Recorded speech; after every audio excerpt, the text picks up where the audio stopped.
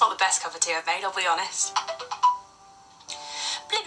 So before I start talking and telling you a story about something that happened to me on a train the other day, I just thought I'd remind you of a couple things. One, my book is up for pre-order on amazon.co.uk.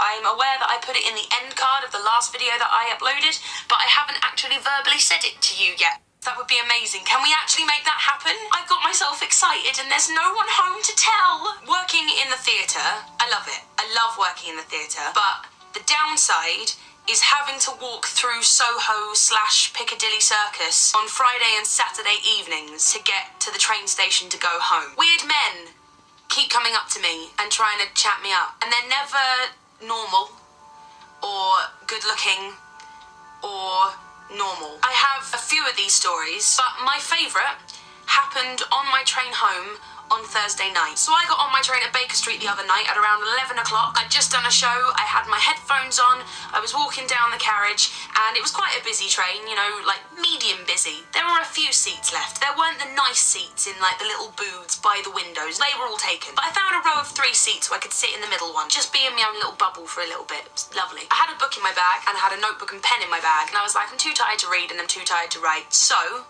I am gonna whack out a piece of origami paper and I'm gonna make me a dragon friend, is what I'm gonna do. So, I'm halfway through this dragon.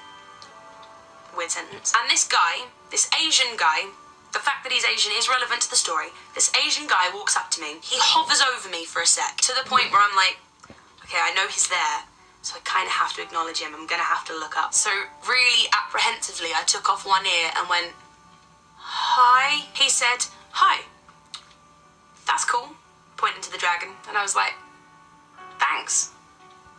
And then he didn't say anything. Having been quite content in my little bubble before this man arrived, I kind of just wanted to go, bye now. This interaction's over now. Bye. See you later. Instead, what happened was he handed me a card. It was this card. It is a bowling card. And he said, I'm going to give you this. It looks like a bowling card, and that is because it is a bowling card. And then he said something, which I'm not going to lie, made me worry about what was going to come next. He said, okay, now this is going to sound really weird. And I was like, right, me and my friends, there's 4 of us, we've got quite a diverse friend group. There's one Asian guy, one black guy, one white guy, and one mixed race guy. For a second, I thought he was going to ask me to join their group so I could be the one guy that wasn't a guy. I don't know where it was going, but that's where my head went. But no, what he said was, so we've all written our numbers down on this card, and you can pick which one you want.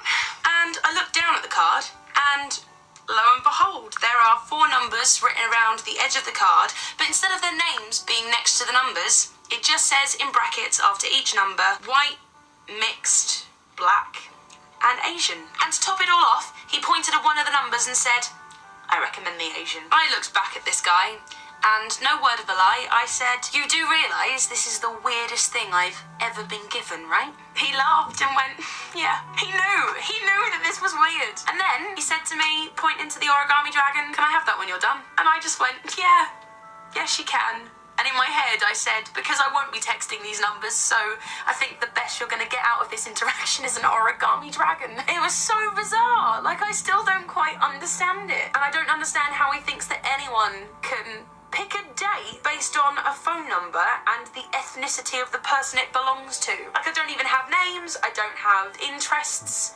what their favourite TV shows are. Like, I don't know if we're compatible. It's just a very bizarre way of doing things. And I don't recommend it because it's weird. I'm not going to text any of these numbers, and I don't know any women who would. And I think, but I'm not sure, that it might be a little bit racist. I don't know.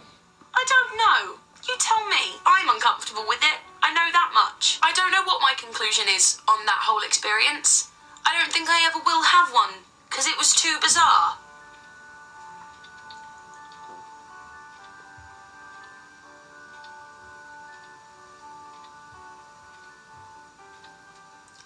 I got nothing. I am currently sat on my beanbag